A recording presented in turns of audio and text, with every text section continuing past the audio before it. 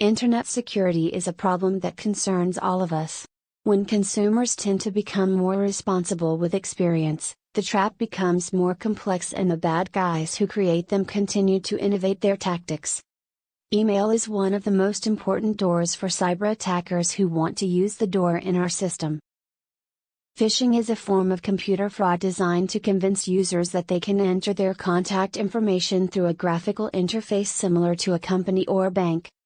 Of course, they come from bad people who created the interface. This is one of the most common methods for collecting our personal information.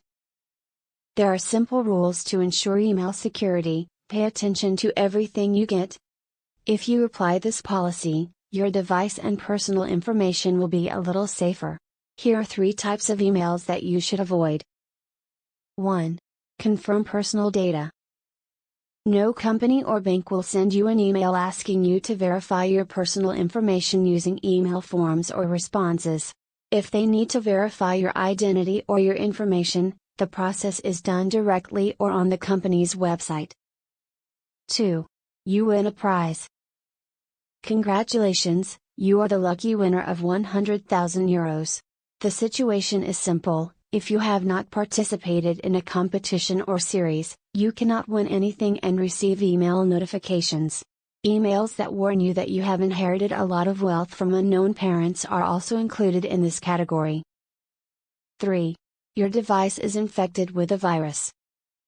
Generating fear is an effective strategy for others to do what they want. What is technologically worse than a virus? It is not impossible that our device is contaminated.